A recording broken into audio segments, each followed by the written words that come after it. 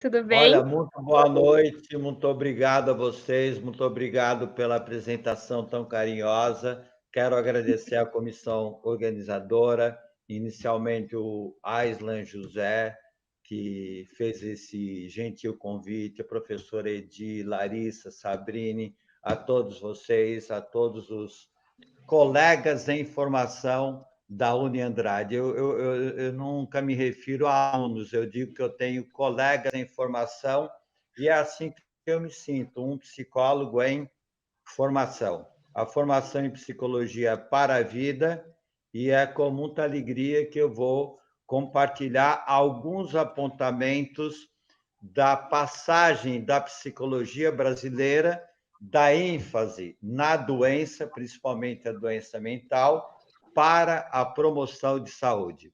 Eu, particularmente, tive a oportunidade de acompanhar essas transformações, afinal de contas, eu estudei psicologia nos anos 70 e, pouco a pouco, eu vou me engajando em trabalhos que saem do contexto exclusivo da doença mental e vou caminhando para a psicologia da saúde. Isso foi uma longa jornada. Eu começo trabalhando em hospital psiquiátrico, em comunidade terapêutica com dependentes de droga e pacientes com sintomatologia psicótica, e pouco a pouco eu vou saindo dessa situação e mais tardiamente eu vou fazer mestrado e doutorado para tentar organizar um pouco das minhas inquietações em relação à psicologia. Eu sempre entendo que a psicologia tem que ter um olhar mais para a promoção da saúde do que a prevenção de doença. A prevenção de doença é um conceito médico, do modelo médico, e coloca como centralidade da sua atenção a doença. A promoção de saúde, ela tem como foco a saúde, o desenvolvimento humano ao longo do ciclo de vida e, claro, que ela também está atenta à prevenção de doença, ao tratamento e à reabilitação. Mas o foco e a narrativa que é colocada pela psicologia com foco em promoção de saúde é o desenvolvimento humano do nascer ao final da vida. Sempre uma perspectiva positiva de que há recursos para enfrentar o mal-estar e o sofrimento. E esses recursos podem acontecer no nível individual, no nível grupal, no nível comunitário e no nível, claro, das políticas públicas de saúde. Essa perspectiva é muito mais, digamos, amistosa e afetiva do que a perspectiva de quem vai buscar a psicologia, tem um transtorno mental, tem um transtorno de comportamento, tem um desajuste e por isso que está num psicólogo. Quer dizer, a psicologia se colocou numa perspectiva muito difícil para justificar a sua importância enquanto profissão. E pouco a pouco a gente vai corrigindo essas questões. Por exemplo, quando a gente vai para a escola, esse é o livro mais recente da BEPSA, Psicologia da Saúde na Escola, Lições e Desafios. Quando a gente vai para a escola, e eu fui para a escola, qual o trabalho que era solicitado? Era falar de sexualidade, por exemplo, mas falar de sexualidade enquanto transmissão de doenças, enquanto gravidez indesejada. Não se falava de sexualidade enquanto um aspecto fundamental do relacionamento humano, do encantamento com a vida e da possibilidade de você estar com os outros. A partir daí eu percebi que essa ênfase que a escola tem até hoje em problemas de aprendizagem, em criança problema, adolescente problema, é uma ênfase extremamente limitada daquilo que a psicologia pode fazer num ambiente escolar, desde a infância até a universidade. Então, acho que essa cultura promotora de saúde, ela é fundamental em qualquer ambiente, e aí a gente precisa deslocar o foco da doença para o desenvolvimento humano. É bom lembrar que a psicologia da saúde é uma interface da psicologia social com a psicologia clínica, e ela é uma área interdisciplinar em que você vai contar com conhecimentos da psicologia e também de outras ciências. E esse diálogo interdisciplinar é fundamental para que o psicólogo consiga trabalhar adequadamente em equipes de saúde, em equipes em escola, em equipes em organizações e principalmente no trabalho de atenção primário nas comunidades onde há fatores de risco à saúde e à vida. Então, rapidamente, eu vou apresentar a linha do tempo de como a gente se estabelece em 27 de agosto de 1962 como profissão. Uma primeira tentativa de estabelecer a psicologia como ciência ou como trabalho aplicado é de 1932, numa época em que o Brasil esboçava os primeiros estudos de psicologia. E essa psicologia era muito ligada à internação psiquiátrica, a uma colônia de psicopatas, psicopata aqui no sentido de pessoas com transtorno mental e não psicopata no sentido de pessoas com transtorno sociopático, não é?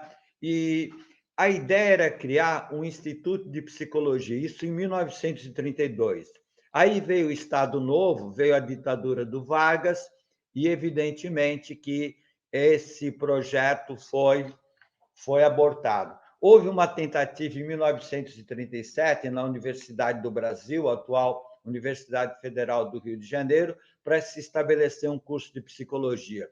E ele funcionou durante um semestre só. A ditadura do Vargas acabou por cancelar a existência desse curso. Os cursos de psicologia, na sua origem, eles vão estar nas faculdades de filosofia, ciências e letras, embora a gente tivesse estudiosos de psicologia na área médica e também na educação.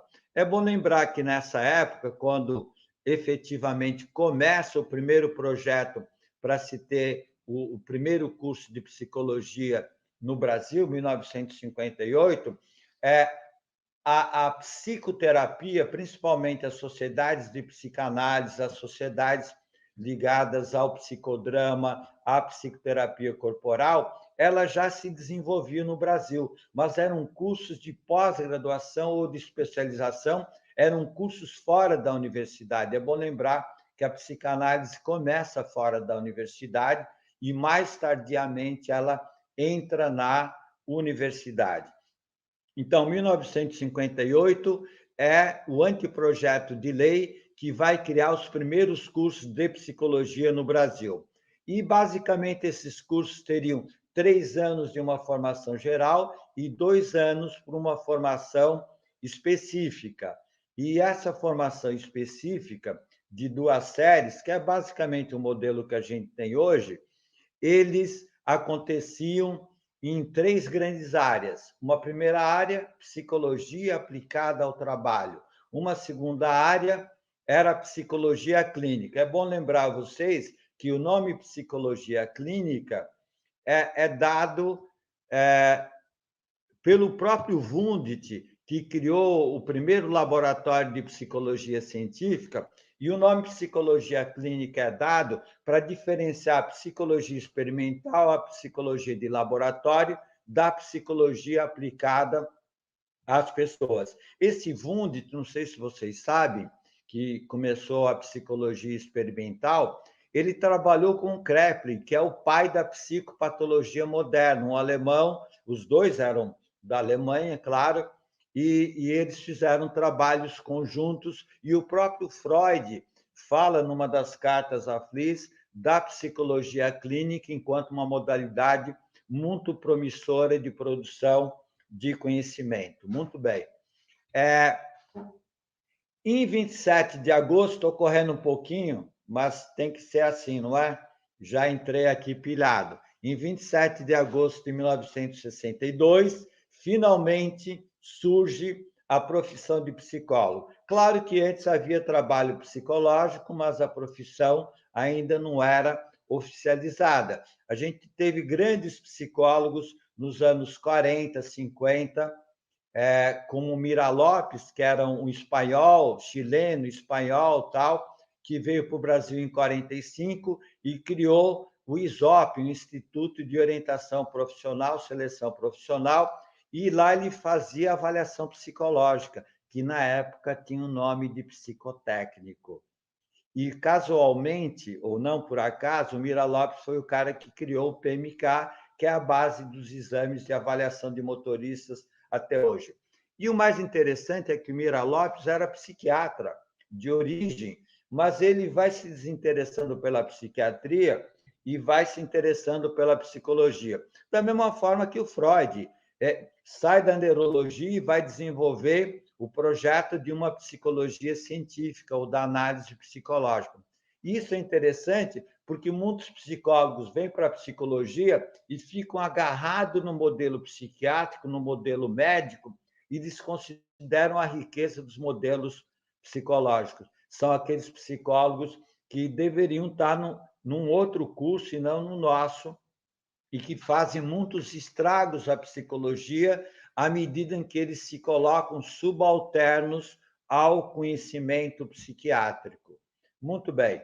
Então, as atribuições da nossa profissão no início é diagnóstico psicológico, orientação e seleção profissional, que hoje está esparramado por várias profissões, orientação psicopedagógica, que também está esparramado pela psicopedagogia, e a solução de problemas de ajustamento. Veja, em nenhum momento se fala em saúde e promoção de saúde, se fala em problema de ajustamento, então vamos ajustar o cara, vamos colocar numa linha de montagem, vamos normalizar, vamos adequar, enfim, vamos fazer um adestramento desse sujeito que está apresentando problemas.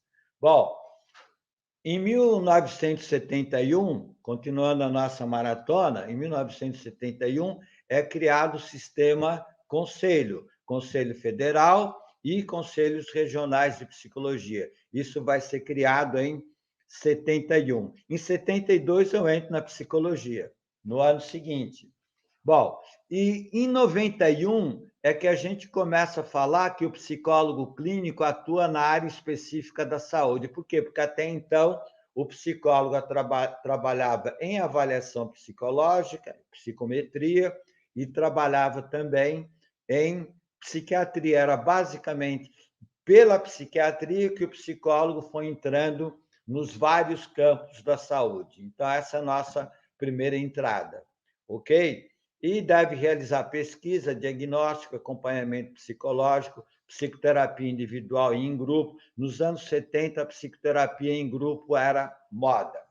Bom, a partir do final do século passado, início desse século, as diretrizes curriculares vão dizer que a formação em psicologia devem preparar competências e formar habilidades para a atenção à saúde. Agora, com mais calma.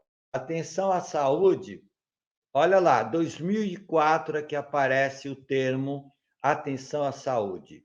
E é nessa época que a psicologia passa a ser reconhecida como uma das 15 profissões da área da saúde do Ministério da Saúde do Brasil.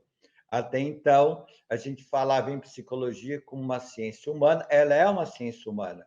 Agora, o campo da profissão é o campo da saúde, é o campo da educação. A saúde é um dos campos, a educação é outro campo, as organizações, as comunidades, outro campo do trabalho do psicólogo. E vejam que os profissionais, segundo essa diretriz curricular, eles devem desenvolver ações de prevenção. Então, a primeira palavra que aparece aqui é prevenção. Prevenção é de doença. Promoção é que é de saúde, que é o termo mais utilizado hoje em dia e que ainda o nosso conselho dá uma pisada de bola. Bom, em relação à ocupação dos psicólogos, uma pesquisa feita em 2006 pela Mary Jane Spink, da PUC e tal, de São Paulo, é, ela vai fazer um diálogo da psicologia com o SUS. E ela vai descobrir, ela e o Jefferson e a Vera, o pessoal que faz a pesquisa, eles vão descobrir, por exemplo, que aí no Sul, não é? Naquela época a gente tinha 20 mil psicólogos e tinha uma relação de um psicólogo para cada 1.218 pessoas. E no Sudeste, aqui onde eu estou, Taubaté, São Paulo, nós tínhamos já um psicólogo para cada 780 habitantes. A gente tinha aqui no Sudeste 92 mil psicólogos. Então, esse é um dos dados. Onde que trabalhavam esses psicólogos? Os psicólogos do Sistema Único de Saúde, eles trabalhavam principalmente em unidade básica de saúde, em centro de apoio psicossocial, o CAPS, né? Ambulatório especializado, 12%, hospital geral, 12%, hospital especializado, 6%, escolas e APAI, 5%, programa de saúde da família, 2,8%, gestão, 2%, penitenciárias, 1,6%, vamos arredondar, AIDS e centros de transfusão de sangue, hemoterapia, 0,9%, 1%. Bom, e o que é que esses psicólogos faziam?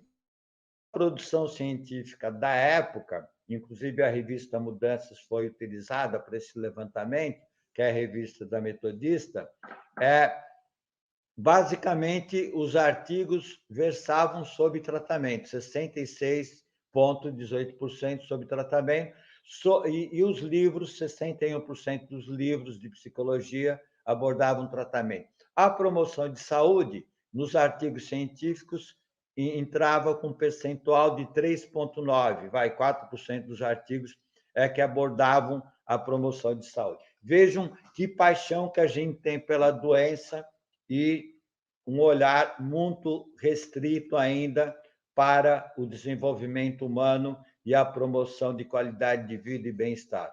Reabilitação e atenção integral, também um percentual baixo. Bom, olha como a promoção de saúde é um fato extraordinário. Os dados do IBGE de 2013 e 1980 vão mostrar o seguinte, que a expectativa das mulheres no Brasil em 2013 é 78,6 anos. Em 1980, era, olhando aqui o relógio, tá bom, tenho ainda 18 minutos, ou menos ainda. Em 1980, era 65, ou seja, em 33 anos, a expectativa de vida das mulheres no Brasil aumentou 13 anos. A genética das mulheres não mudou. O que mudou aqui? As condições ambientais. E algo importantíssimo, a gente passa a ter o SUS, passa a ter um sistema que, apesar de todas as dificuldades, ele dá um atendimento universal e resolutivo e dá atenção integral à saúde. Os homens sempre vivem menos, homem se cuida menos, etc, etc. O homem sempre é mais precário do que a mulher. E o homem passa de 59 anos para 71 anos.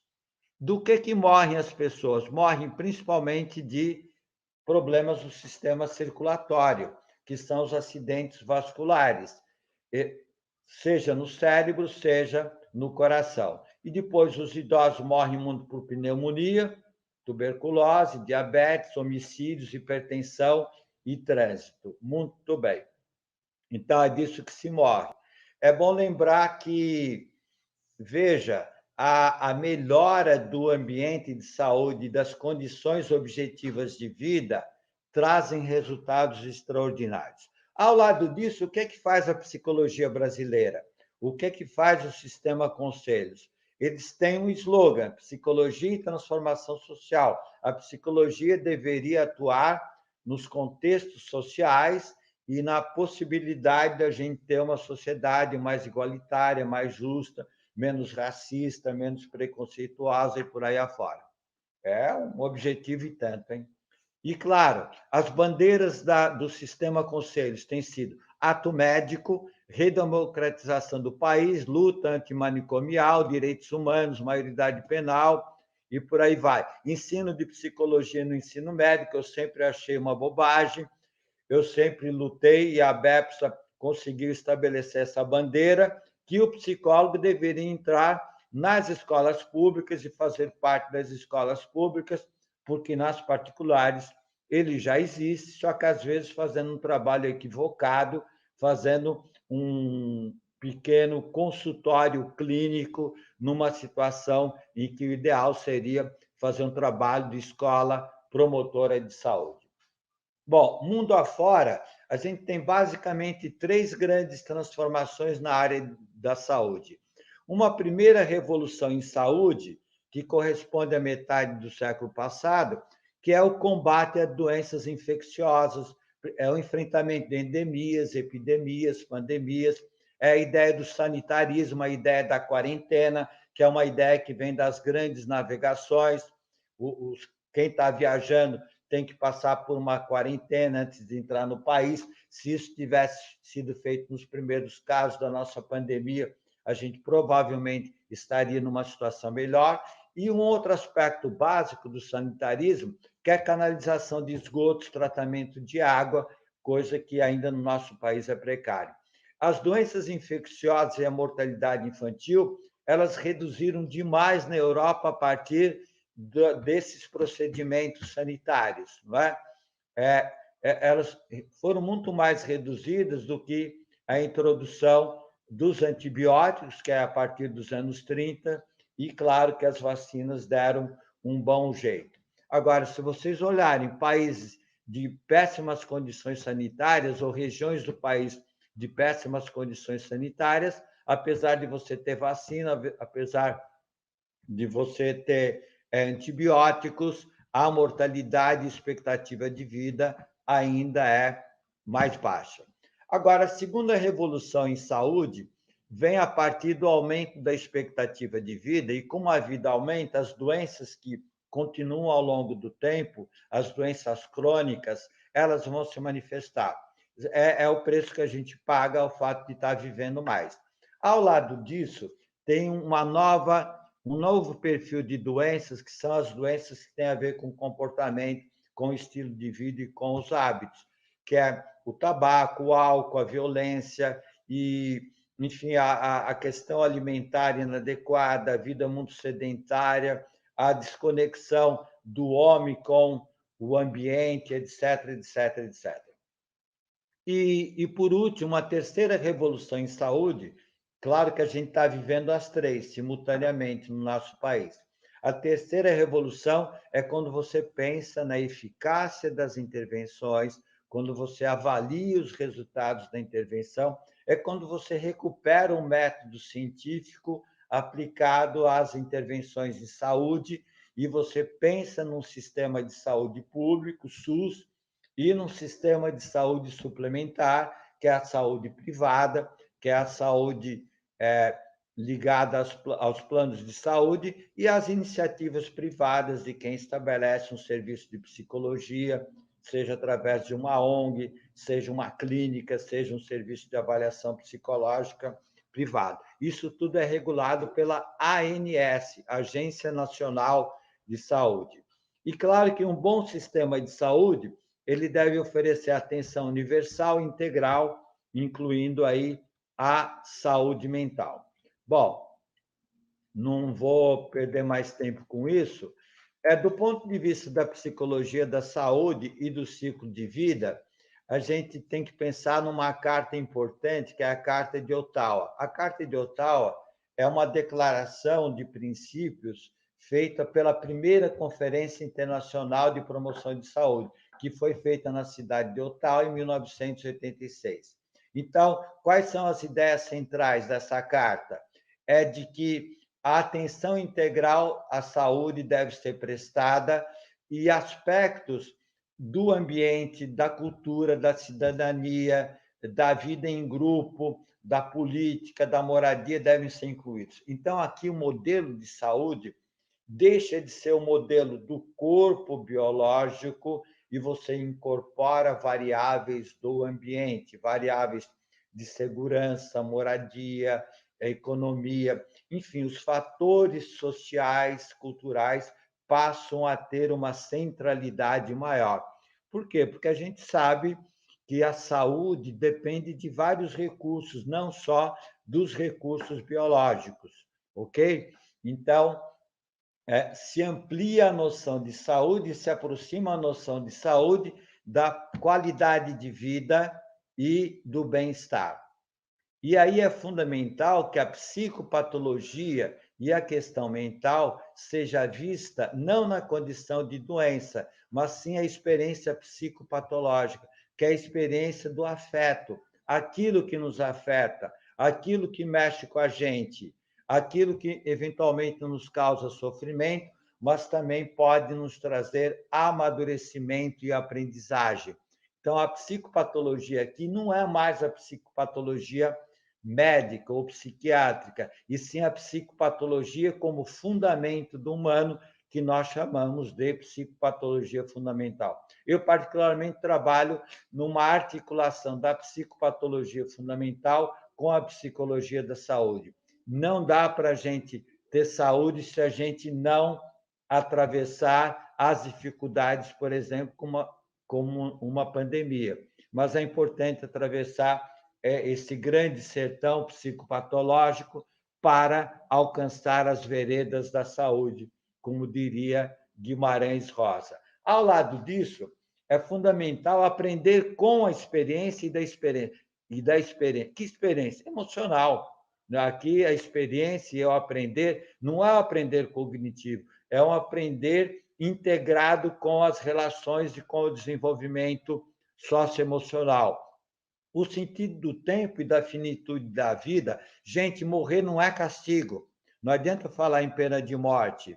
O morrer é da condição humana. Ah, o fulano não merecia morrer. Ora, uma morte não é merecimento ou não merecimento, é da condição humana. Ela está aí para todos. A gente só não sabe o essencial, quando e como. Essa talvez seja a grande questão, como e quando. Mas que virá o fim, virá. Bom, e a gente tem que lidar com as palavras, a gente precisa ser mais tolerante com as palavras, mais cuidadoso com as palavras, porque a palavra é uma conquista fundamental, é a primeira realidade virtual. A palavra faz a ligação simbólica com as coisas em si, mas a palavra não é a coisa em si. Por isso que a gente precisa ter muito cuidado com os conceitos, com as teorias e com o uso das identificações que a gente remete ao outro. Finalmente, é importante lembrar que, nesse sentido da palavra, a língua inglesa, que é uma língua pobre, né, comparando com a nossa, nesse sentido ela é mais rica, não é? Porque ela tem 3 palavras. Tem o sentir-se doente, que é o illness. Tem pessoas que se sentem doentes e não têm doença do ponto de vista médico. Aí o médico diz assim: não, você não tem Covid, você não tem nada, eu não vou te receitar remédio. Ou então, se você está se sentindo doente e você não tem doença, você precisa procurar um psicólogo. É sempre assim, né? Quer dizer, como se o afeto adoecido ou o patos psíquico adoecido não fosse algo a ser respeitado. Claro que isso não é da ordem objetiva, concreta, mas é da ordem do sujeito, da ordem subjetiva.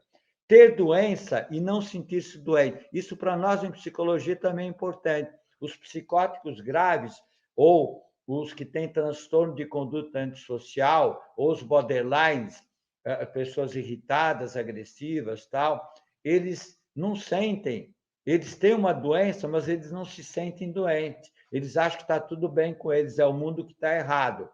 E há uma negação da doença em muitas pessoas que transformam o seu estado mental no estado mental oficial, correto, adequado, e querem que os outros se comportem como elas. Então, isso é uma área bem delicada. E a outra área delicada é a pessoa que se identifica por uma doença. Então, eu sou dependente químico, eu sou, sei lá, esquizofrênico, né? A pessoa falar que é esquizofrênica já é mais difícil, mas falar ela tem síndrome do pânico, é muito provável que ela se identifique pelo pânico, por exemplo. Então, aí a pessoa adquire, ela transforma a doença na própria identidade, buscando ganhos secundários. O fato importante é que saúde é bem-estar. Opa, vou garantir o tempo, hein? Saúde é bem-estar, qualidade de vida e algo mais que a gente nunca sabe muito bem o que é. Mas, fundamentalmente, eu penso que saúde é menos controle e previsão e mais interação no aqui e agora dos nossos relacionamentos com a vida. É como na pandemia, é viver um dia de cada vez. E que maravilha, no dia de hoje, eu estou podendo viajar para o Paraná, estou aí com vocês, viva a tecnologia e estamos juntos aí. Menos arrogância, menos ignorância e menos estupidez. Eu falo aqui ignorância no sentido de desconhecimento, e falo arrogância no sentido de um pretenso, não orgulho de si, mas uma certa soberba de que eu já sei o suficiente. Essa perda da capacidade de aprender e de ter curiosidade e querer formar-se e aprender ao longo da vida. Acho que a aceitação e investigação incessante do nosso desconhecimento e, claro, a preservação da magia da vida, do encanto pela vida, o encantamento que é tão próprio da criança, que é um lado maravilhoso, não é? E que muitas pessoas vão perdendo ao longo da vida. Aprender com e da vivência dos afetos. Esse amarelo aqui matou, hein? Ficou péssimo. Bom, e é isso, como diria o Vinícius de Moraes, não é? O importante é que a nossa vida, não é? E o nosso bem-estar e a nossa capacidade de amar seja infinita enquanto dure, não é? E a própria vida, não é? Que a gente dê infinitude ao finito da vida. E o português, o Luiz Paz Ribeiro, lá, nosso colega da Universidade do Porto, ele vai dizer que o mais importante não são os anos de vida, e sim dar mais vida aos anos. Bom, eu tive a oportunidade de, junto com os colegas da Metodista, no programa de pós-graduação em Psicologia da Saúde, que é um programa que é de 1978, é velhinho, hein? Eu entrei lá em 2000 e em 2006 fundamos a Associação Brasileira de Psicologia da Saúde. Olha, gente, que interessante. Olha a fundação tardia da ABEPS, a Associação Brasileira de Psicologia da Saúde. Fundamos isso nos modelos da ABRAPSO, que é a Associação Brasileira de Psicologia Social, e inspirado nas diretrizes da psicopatologia fundamental. Veja, antes a gente tinha o quê? Psicologia hospitalar. Psicologia hospitalar só existe no Brasil. Claro que psicologia no hospital é uma forma de psicologia clínica, que, por sua vez, é uma forma de psicologia voltada para a saúde. Aproveitando a presença de vocês, agora em maio será realizado o 6º Congresso Brasileiro e Luso Brasileiro de Psicologia da Saúde, vai ser na Unip, Campus Paraíso, São Paulo, em maio. Vocês podem entrar no site da ABEPSA, Associação Brasileira de Psicologia da Saúde, e serão muito bem-vindos ao nosso 6º Congresso. Eu agradeço muito a Edi, a Islan, a todos aí. Convido vocês, colegas em formação, para entrarem no nosso canal YouTube. Lá vocês encontrarão textos que eu penso que podem ser úteis sobre saúde mental, paixões, afetos, psicologia da saúde. No momento, eu vou fazer uma série homenageando Mira Lopes, que vai falar dos 4 gigantes da alma, que é o primeiro livro que eu li na adolescência e que, de certo modo, me trouxe para a psicologia. Fiquei encantado com o livro, que ele falava do medo, falava da raiva, falava do amor e do dever. Seriam os 4 gigantes da alma, que é um livro que ainda se vende hoje, vocês podem encontrar nas livrarias. Ele é de 1947, é um velhinho, mas é um velhinho ainda que dá conta de responder a questões fundamentais do humano. Então, muito obrigado a todos e boa semana. É isso, minha gente. Boa semana para todos e que vocês sejam psicólogos em formação no ciclo da vida. Formação não é uma forma definida, é uma forma em transformação, a partir de uma base que vocês recebem agora na graduação. Se eu ficasse falando do que eu aprendi na PUC nos anos 70, eu, no máximo, daria aula de alguma história da psicologia, porque o que eu fui aprendendo ao longo do tempo praticamente não tem nada a ver com aquilo que a gente teve na graduação. Obrigado pela atenção e pela oportunidade. Foi um prazer, Aislan. Que é isso, professor. O prazer foi todo nosso. O senhor deu uma aula não da história da psicologia, mas mostrou seu papel dentro da história da psicologia no Brasil, né? Quando a fundação em 78, então tem 42 anos, né? São 42 anos de caminhada, de estudo, de prática profissional. Então, realmente, o senhor nos deu uma oportunidade de conhecer alguém que construiu a história da psicologia no Brasil. E é uma pena, professor, está todo mundo comentando aqui que o senhor deu uma aula muito boa, com grande profundidade, mas o tempo é curto em função do nosso cronograma. Eu gostaria de deixar já aqui um convite elaborado para que o senhor possa participar conosco de outras atividades, num sábado, um curso de extensão. Acredito que seria muito bom, porque o conteúdo que foi apresentado aqui é muito profundo para fazer as reflexões necessárias para acompanhar o seu raciocínio, que já não é fácil.